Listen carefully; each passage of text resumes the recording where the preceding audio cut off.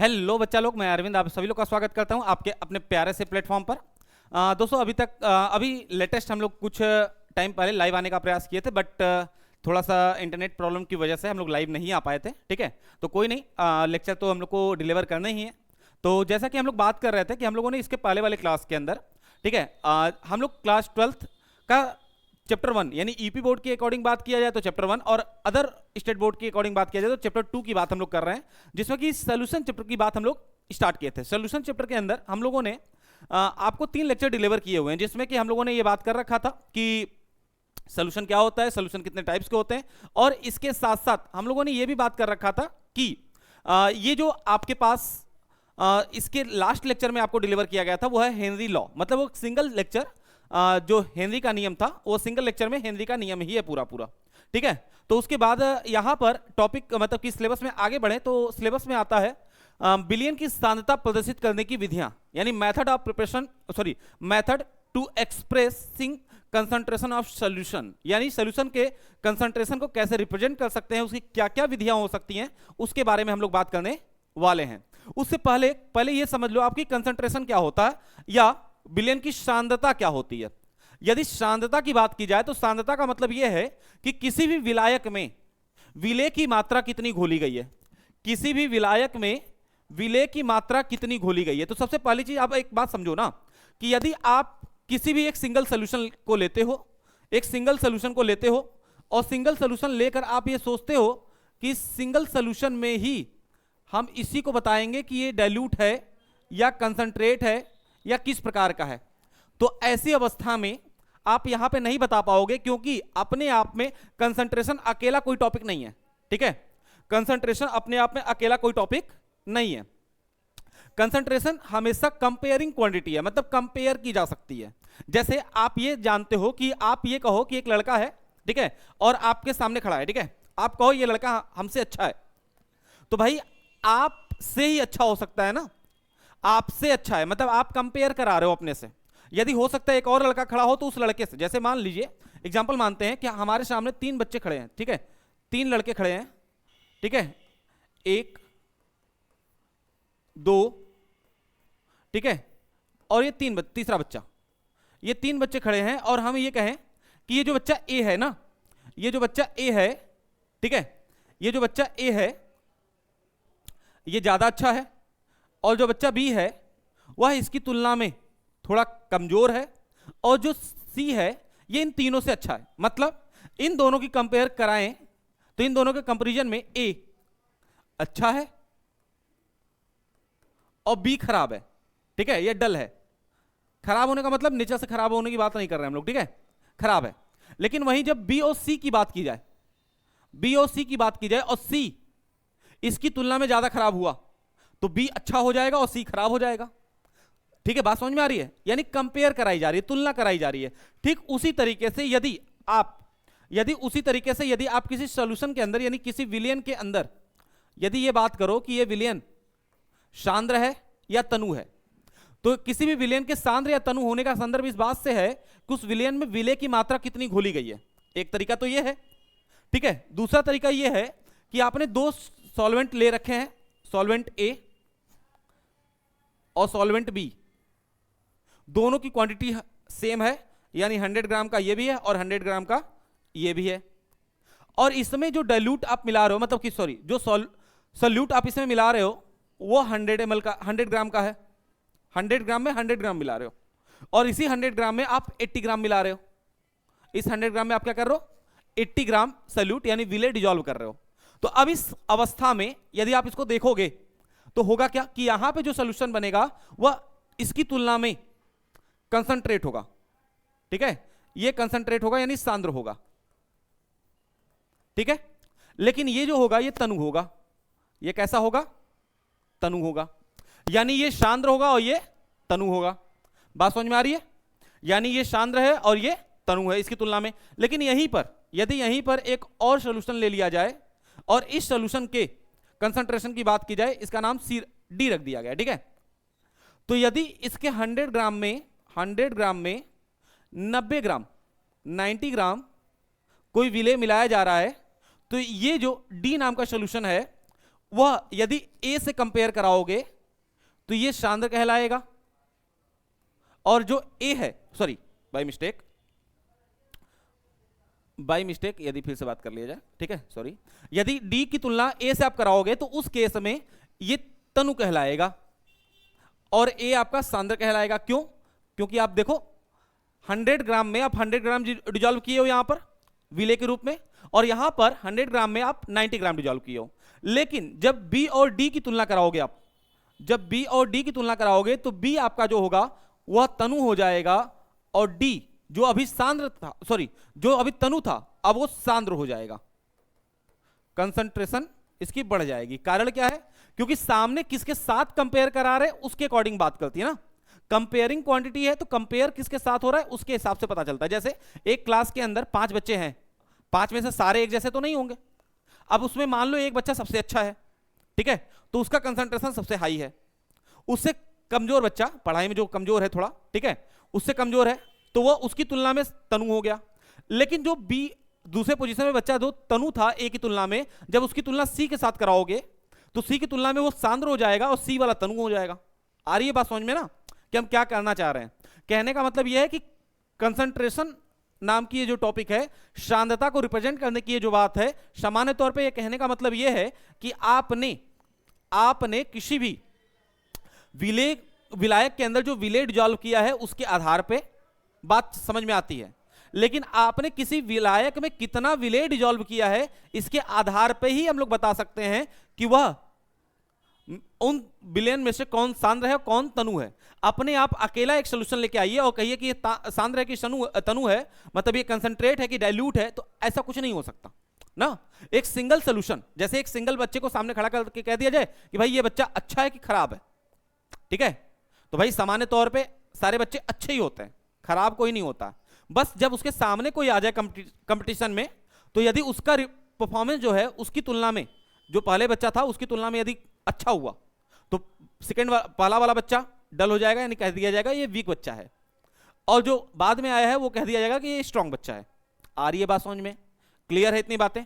यदि इतनी बातें समझ में आ गई तो आज वही बात हम लोग करने वाले हैं कि सांद्रता के संदर्भ में हम लोग बात करने वाले हैं कि किसी भी सॉल्यूशन की, किसी भी विलयन की सांद्रता को प्रदर्शित करने की कौन कौन सी विधियां हैं।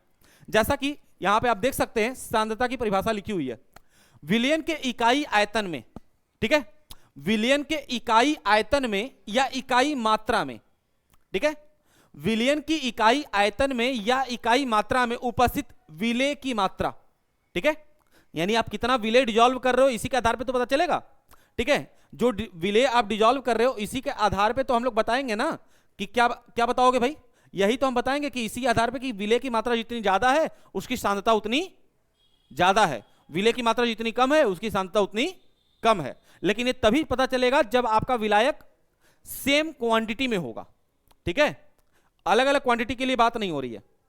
क्लियर है? बात समझ में आ गई इतनी? यदि अब इतनी बात समझ में आ गई तो अब उस अवस्था में समझिए सांद्रता क्या होती है, फिर से एक बार परिभाषा समझ लेते हैं। विलयन के इकाई आयतन में उपस्थित विलेय की मात्रा विलयन की सांद्रता कहलाती है। विलयन के इकाई आयतन में उपस्थित विलेय की मात्रा विलयन की सांद्रता कहलाती है। यानी जो सांद्रता नाम का शब्द है वह किस पर निर्भर करता है?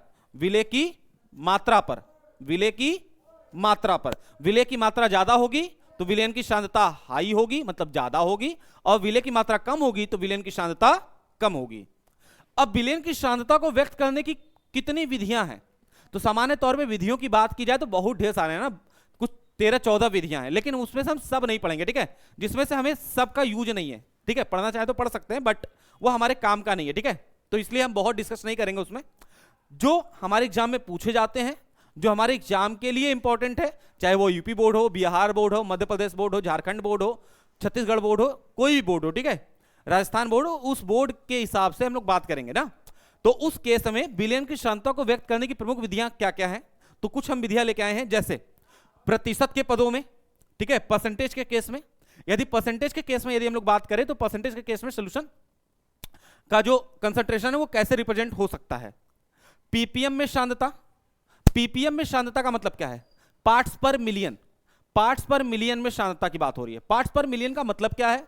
पार्ट्स पर मिलियन मतलब कि आप ऐसे समझ लो कि 1 मिलियन कोई विलायक आप लिए, मतलब कि बूंद के रूप में ले लो या क्वांटिटी के रूप में मानने की बात है अभी फिलहाल के लिए, ठीक है। जैसे एग्जांपल मानते हैं कि 1 मिलियन दाने आप ले लो चावल के, और उसमें एक दाना दाल के डाल दो, ठीक है। ठीक उसी प्रकार से जैसे कि 1 मिलियन बूंद आप विलायक के ले लो और एक बूंद आप उसमें विलेय डाल दो, तो उस केस में जो विलियन का कंसंट्रेशन आएगा वो पार्ट्स पर मिलियन में मतलब बात की जाएगी, ठीक है। शक्ति ग्राम प्रति लीटर के पदों में, शक्ति ग्राम प्रति लीटर के पदों में आप विलेयन की सांद्रता को व्यक्त कर सकते हैं। नॉर्मलता मोस्ट इंपॉर्टेंट, ठीक है, मोस्ट इंपॉर्टेंट है ये, ठीक है, ये मोस्ट इंपॉर्टेंट है, इसलिए आप इस बात का ध्यान रखिएगा कि इस केस में नॉर्मलता ये मोस्ट इंपॉर्टेंट है, इसको बहुत ध्यान से पढ़ना है। आप यदि प्रीवियस ईयर पेपर उठा के देखोगे तो बहुत बार सीधे सीधे पूछ दी गई है कि नॉर्मलता क्या होती है, और विलियन नाम के इस चैप्टर से न्यूमेरिकल की यदि बात की जाए तो नॉर्मलता, फॉर्मलता, मोललता, मोललता, इन सबों पे बहुत सारे क्वेश्चन आते हैं, ठीक है, तो इसलिए बहुत ध्यान से पढ़ना है नॉर्मलता।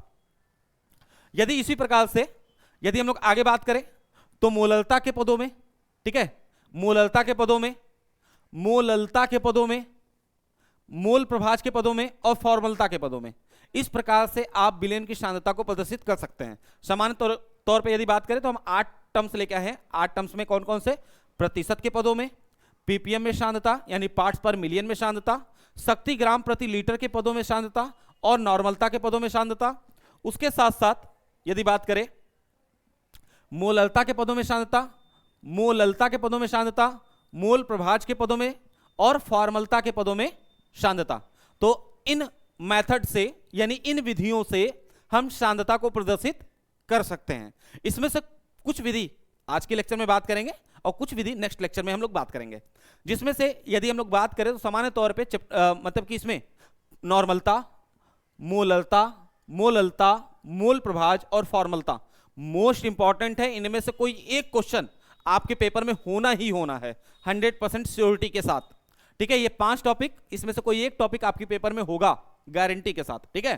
तो इस केस में हम इसमें से कुछ बातें करेंगे, जैसे प्रतिशत के पदों में, ठीक है, प्रतिशत के पदों में कंसंट्रेशन की यदि बात की जाए तो प्रतिशत के पदों में जो कंसंट्रेशन है, सांद्रता है, वह कैसे डिफाइंड होती है। जैसे कि अभी अभी जब कोविड का केस चल रहा था, जो कोरोना का टाइम पीरियड चल रहा था, तो उस समय हुआ क्या कि उस कोविड के केस में, ठीक है, उस कोविड के केस में ऐसा किया गया कि लोगों ने सैनिटाइजर, जो हम हैंड वॉश करने के लिए यूज करते थे, सैनिटाइजर को बेचा और उसमें कहा, क्या कहा भाई, कि 90% एल्कोहल, 90% एल्कोहल, एल्कोहल की मात्रा कितनी है, 90%, ठीक है, 90% एल्कोहल, 99.99% एल्कोहल, 99.99% एल्कोहल। क्या मतलब है सर? यदि ये 99.99% एल्कोहल ही था तो सर मिला जुला के तो ये मतलब है कि उस कोविड में जब सारा चीज बंद था तो आप सीधे सीधे एल्कोहल बेच रहे हो ना। यदि आपके सैनिटाइजर में 99.99% एल्कोहल है, ठीक है, तो बचा क्या, 0.1%, 0.1%। और ये कौन है भाई 0.1%? ये आपका कोई मेडिसिन था जो हैंड वॉश करने के लिए यूज कर रहे थे। तो मतलब सामान्य तौर पे आप यही तो बेच रहे थे, क्या बेच रहे थे भाई, एल्कोहल बेच रहे थे। लेकिन ऐसा तो नहीं था ना, एल्कोहल बेचते तो बैन हो जाते, ठीक है। लेकिन अब तो किस प्रकार से ये बातें हो रही थी ना, यदि किस प्रकार से यदि ये बातें हो रही थी, यदि उसकी बात की जाए, ठीक है, तो पहले समझो आप थोड़ा ध्यान से। जैसे यदि प्रतिशत के रूप पदों में सांद्रता की बात की जाए तो जैसे द्रव्यमान प्रतिशत, यानी आप जो विलेय लोगे वो भी ग्राम में होगा और जो विलायक लिए वो भी ग्राम में होगा, ठीक है। मतलब जैसे कि ऐसे समझो कि 100 ग्राम में आप 5 ग्राम कुछ डिजॉल्व कर रहे हो, 100 ग्राम में 5 ग्राम डिजॉल्व कर रहे हो, तो दोनों द्रव्यमान में है। तो पहले परिभाषा पढ़ते हैं, ठीक है।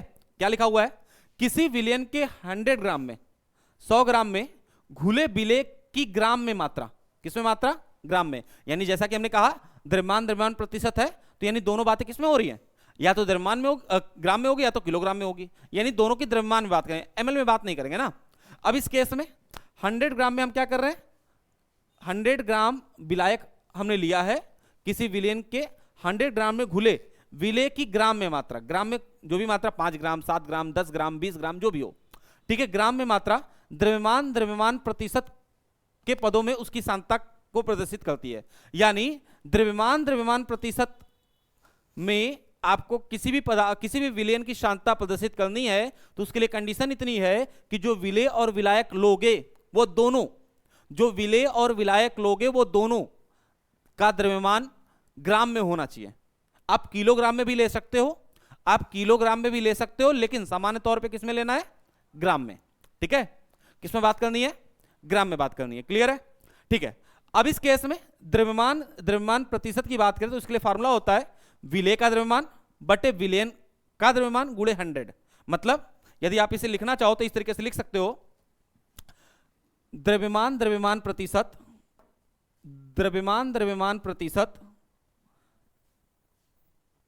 द्रव्यमान स्लैश द्रव्यमान प्रतिशत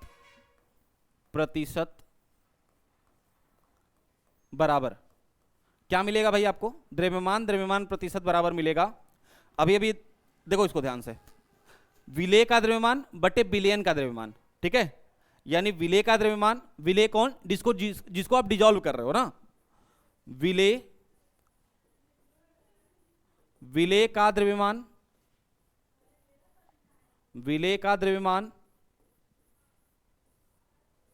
अपान विलयन का द्रव्यमान, विलयन का द्रव्यमान इंटू 100 का। तो सर 100 काहे की है? तो पहली चीज तो यदि सांद्रता निकालनी है तो उसके लिए ये फार्मूला ठीक है, लेकिन प्रतिशत में निकालनी है ना, परसेंटेज में निकालनी है। तो जब किसी चीज का परसेंटेज निकालना होता है तो उस केस में आप क्या करते हो? उससे 100 से मल्टीप्लाई कर देते हो। तो वही काम यहां पे हमने किया। क्या किया? इसको 100 से मल्टीप्लाई कर दिया। विलेय का द्रव्यमान बटे विलयन का द्रव्यमान गुणे 100। आई बात समझ में? यहां तक क्लियर है? ठीक है, ये बात समझ में आ गई। यानी द्रव्यमान प्रतिशत में विलेय का द्रव्यमान बटे विलयन का द्रव्यमान गुणे 100, ये फार्मूला होता है, इसको यूज किया जाता है। यदि इसके आगे बात किया जाए तो ये समझो थोड़ा ध्यान से, इसे सामान्यतः द्रव्यमान प्रतिशत भी कहते हैं। द्रव्यमान प्रतिशत क्यों कहा जाता है? क्योंकि यहां पे विलेय और विलायक दोनों की जो मात्रा आप ले रहे हो उसके लिए मेजरमेंट का जो तरीका है वो द्रव्यमान का है।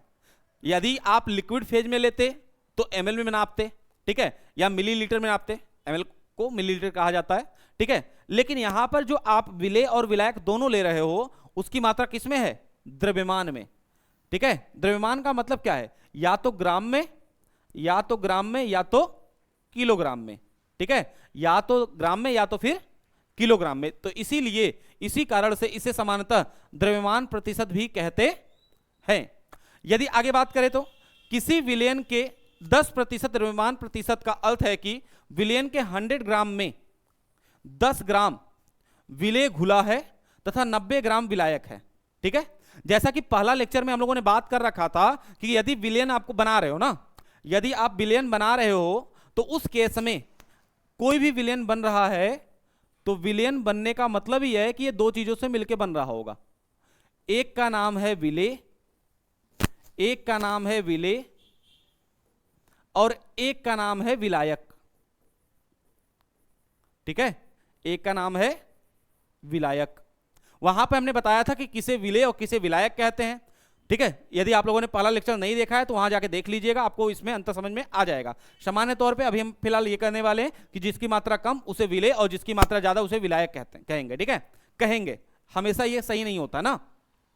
अब इस अवस्था में यदि आप कम मात्रा वाले को डिजॉल्व कर दिए तो उस केस में यदि आपने 100 ml का सॉल्यूशन बनाया, ठीक है, तो उस केस में यदि इसकी मात्रा 90 ml है और इसकी मात्रा 10 ml है, 10 मिलीलीटर है, ठीक है, तो उस केस में ये जो विलयन होगा ये क्या कहलाएगा? किसी विलयन के 10% द्रव्यमान प्रतिशत का अर्थ है। यानी किसी विलयन के लिए 10% द्रव्यमान प्रतिशत का अर्थ यही है कि उस विलयन की पूरी मात्रा 100 ml की है और उस 100 ml में 100 ग्राम में, जैसे ये है, ठीक है, 100 ग्राम में 10 ग्राम आपका विलेय है, 10 ग्राम क्या है, विलेय है, और 90 ग्राम जो है, 90 ग्राम है वो विलायक है। क्या है, विलायक है। आई बात समझ में?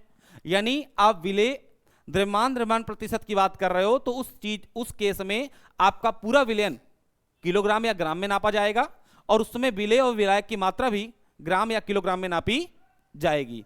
उम्मीद है द्रव्यमान प्रतिशत आपको समझ में आ गया होगा, ठीक है। यदि ये समझ में आ गया तो अगली टॉपिक हम लोग बात करेंगे, वह है आपका द्रव्यमान आयतन प्रतिशत, ठीक है। द्रव्यमान आयतन प्रतिशत का मतलब क्या है, फिर से आप समझो कि विलयन के अंदर दो चीजें हैं, विलेय और विलायक। यदि द्रव्यमान आयतन प्रतिशत की बात हो रही है तो यानी विलायक जो होगा हमारा, जिसमें हम विलेय को डिजॉल्व करेंगे, वो उसकी मात्रा ml में होगी, मिलीलीटर में होगी, और जो विलेय होगा उसकी मात्रा ग्राम में होगी, उसकी मात्रा ग्राम में होगी। जैसे एग्जाम्पल की बात की जाए तो एग्जाम्पल यहां पे थोड़ा समझो, जैसे आप शरबत बनाओ, शरबत, ठीक है। यदि शरबत की बात की जाए तो शरबत यदि आप समझो थोड़ा ध्यान से, तो इस केस में यदि आप शरबत बनाओगे तो विलेन बनेगा ना, इसमें विलेय के रूप में कौन आएगा, इसमें विलेय के रूप में चीनी आएगा, चीनी, ठीक है, और विलायक के रूप में कौन आएगा, तो विलायक के रूप में जल आएगा। विलायक के रूप में कौन है, जल है, ठीक है। यानी चीनी और पानी का विलयन है।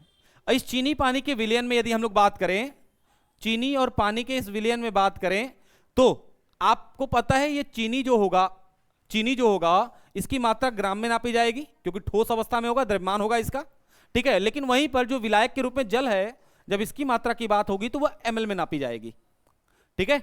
जब इसके कंसंट्रेशन की बात आएगी, जब इसके सांद्रता की बात आएगी, तो इसका जो सांद्रता मेजरमेंट किया जाएगा वो द्रव्यमान / आयतन प्रतिशत में नापा जाएगा। किस में नापा जाएगा, द्रव्यमान / आयतन प्रतिशत। प्रतिशत का मतलब है कि लास्ट में 100 से गुणा कर देना है, बस प्रतिशत का केवल इतना मतलब है। किस फॉर्म में नापा जाएगा, द्रव्यमान आयतन प्रतिशत के रूप में। क्लियर है बात समझ में आ रही है? यदि इतनी बात समझ में आ रही है तो थोड़ा एक बार पढ़ लेते हैं इसको। किसी विलेन के 100 मिलीलीटर में घुले विलेय की ग्राम में मात्रा, क्या बोला गया, किसी विलेन के 100 ml की बात कर रहा है, ml में 100 ml में आप क्या कर रहे हो, विलेय की जो मात्रा है वो किस में है, ग्राम में। जो डिजॉल्व कर रहे हो उसमें किस मात्रा में है, ग्राम में है। उसकी सांद्रता को द्रव्यमान आयतन प्रतिशत के पदों में व्यक्त करती है। मतलब यदि किसी भी सॉल्यूशन को आप द्रव्यमान आयतन के प्रतिशत में व्यक्त करना चाहोगे, यदि किसी भी विलयन की सांद्रता को आप द्रव्यमान आयतन के प्रतिशत में व्यक्त करना चाहोगे, तो उस केस में जो विलायक होगा उसकी मात्रा ml में ली जाएगी, और जो विलेय होगा उसकी मात्रा ग्राम में ली जाएगी। द्रव्यमान / आयतन प्रतिशत बराबर होता है विलेय का द्रव्यमान बटे विलयन का आयतन। जैसा कि अभी इसके पहले बताया था, तो उसमें विलेय का द्रव्यमान था और विलयन का भी द्रव्यमान था, ठीक है।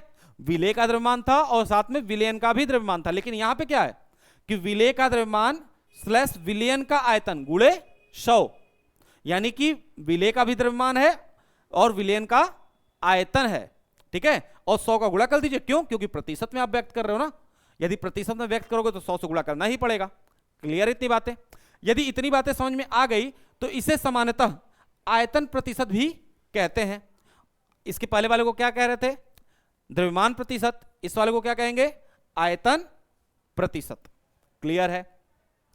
किसी विलयन के 5% आयतन प्रतिशत का अर्थ क्या है, किसी विलयन के 5% आयतन विलयन का अर्थ यह है, अर्थ पहले इसको समझिए थोड़ा ध्यान से, ठीक है।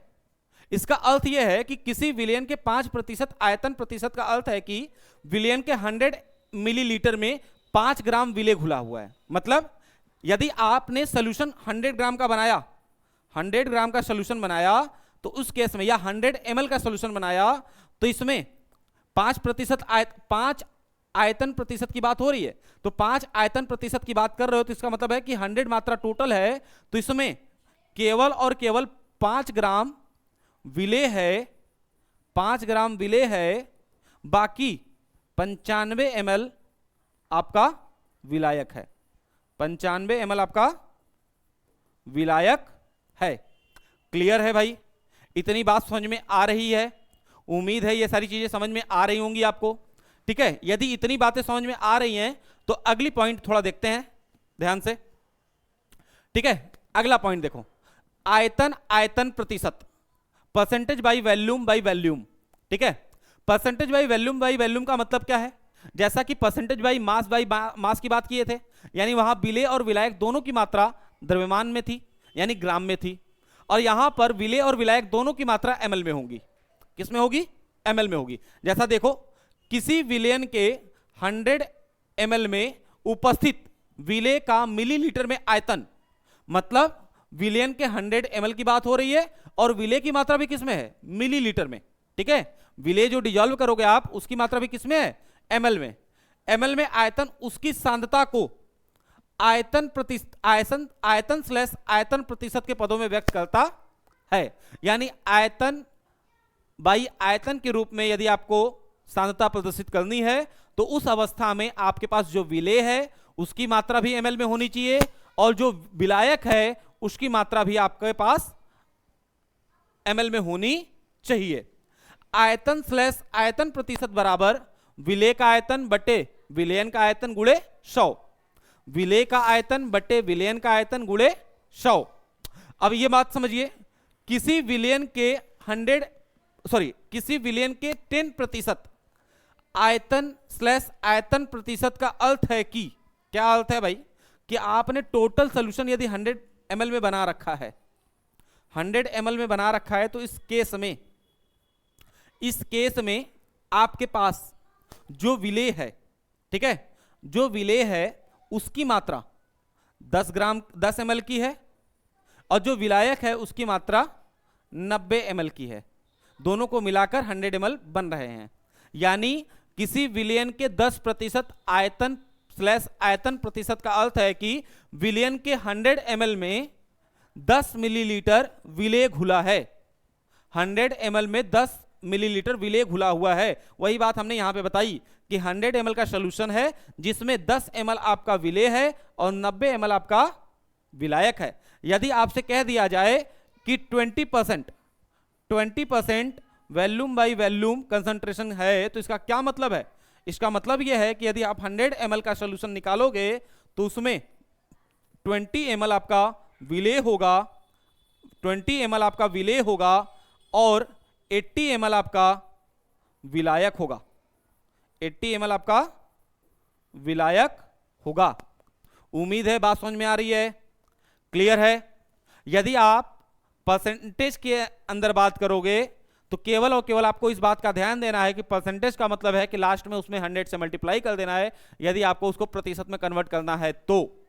ठीक है, क्लियर है भाई इतनी बातें?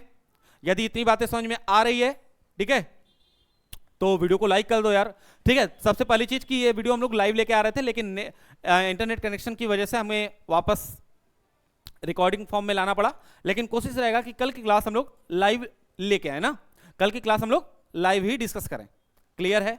चलो, यहां तक यदि बात समझ में आ गई तो आगे देखिए, पीपीएम में सांद्रता, पीपीएम यानी पार्ट्स पर मिलियन में सांद्रता, पार्ट्स पर मिलियन यानी कंसंट्रेशन की बात कर रहे हैं लेकिन पार्ट्स पर मिलियन में। ठीक है, पार्ट्स पर मिलियन का क्या ही मतलब है? ठीक है, पार्ट्स पर मिलियन का क्या मतलब है? देखो भाई, एक ही समझो, जो कंसंट्रेशन का टर्म पढ़ते आए हो वही है, कुछ अलग नहीं है। बस केवल क्या करना है कि पार्ट्स पर मिलियन में होगा तो लास्ट में इसमें 100 से नहीं 10⁶ से मल्टीप्लाई कर दीजिएगा। ठीक है, किससे मल्टीप्लाई कर देंगे? 10⁶ से। ठीक है, 10⁶ का मतलब क्या है? जैसे समझो, यदि पीपीएम में सांद्रता प्रदर्शित करनी है, ठीक है, तो पीपीएम में सांद्रता, पीपीएम में सांद्रता बराबर विलेय का द्रव्यमान, विलेय का द्रव्यमान, विलेय का द्रव्यमान अपान पीपीएम में सांद्रता बराबर विलेय का द्रव्यमान अपान विलियन, विलियन में जल का द्रव्यमान या विलियन का द्रव्यमान, आप सीधे सीधे देख सकते हैं, विलियन का द्रव्यमान इंटू 10 टू पावर 6। ठीक है, जैसे ही 10 के पावर 6 से आप गुणा करोगे, ठीक है, हाँ याद रहेगा कि आप द्रव्यमान लिख रहे हो तो दोनों द्रव्यमान लिखिएगा, यदि आयतन लिख रहे हो तो दोनों आयतन लिखिएगा। ठीक है, तो आयतन जब भी रहेगा तो ml में रहेगा ना, आयतन जब भी रहेगा तो ml में रहेगा, द्रव्यमान है तो ग्राम में रहेगा। ठीक है, तो उस केस में केवल और केवल आपको इस बात का ध्यान देना है कि लास्ट में 10 टू पावर 6 से मल्टीप्लाई कर दीजिए, 10 के पावर 6 से गुणा कर दीजिए, तो 10 के पावर 6 से गुणा करने पर ये जो कंसंट्रेशन टर्म है वह पीपीएम में कन्वर्ट हो जाएगा। पीपीएम हालांकि बहुत हमारे एग्जाम में पूछा ही नहीं जाता है, कभी कभी पूछा जाता है, तो उसके लिए इतना सफिशिएंट है, बाकी जब प्रीवियस ईयर पेपर सॉल्व करेंगे तो उसमें तो देख ही लेंगे हम लोग। ठीक है, चलिए, यदि नेक्स्ट शक्ति ग्राम प्रति लीटर के पदों में, ठीक है, शक्ति ग्राम प्रति लीटर के पदों में यदि नॉर्मलता की बात की जाए या कंसंट्रेशन की बात की जाए, तो देखो यार एक चीज समझो, शक्ति ग्राम प्रति लीटर के संदर्भ में किसी भी विलयन की सांद्रता एज इट इज नापी जाती है, जैसे कि अभी भी नाप रहे थे। क्या करनी है, विलेय का द्रव्यमान बटे विलयन का आयतन लीटर में। ठीक है, यानी विलेय की मात्रा वो लिख लीजिए बटे विलयन का आयतन लीटर में, यानी शक्ति ग्राम प्रति लीटर में सांद्रता बराबर क्या आएगा भाई, बराबर क्या आएगा, शक्ति स्लैश ग्राम प्रति लीटर में सांद्रता बराबर क्या आएगा, विलेय की मात्रा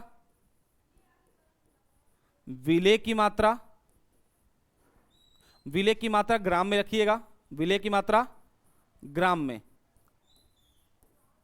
विलेय की मात्रा ग्राम में अपान विलयन का आयतन, विलयन का आयतन किस में लिखेंगे, तो विलयन का आयतन ml में लिखेंगे, किस में लिखेंगे, ml में।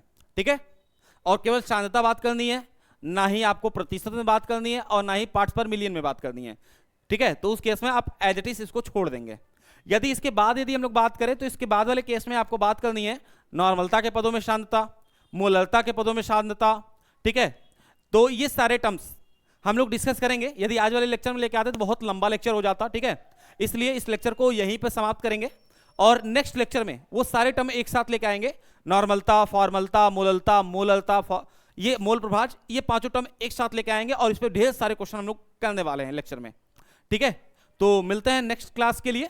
तो यहां तक यदि आप लोगों ने वीडियो देख लिखा है तो वीडियो को लाइक कर देना और चैनल पे नए हो तो चैनल को सब्सक्राइब भी कर लेना। इसके साथ साथ यदि आपको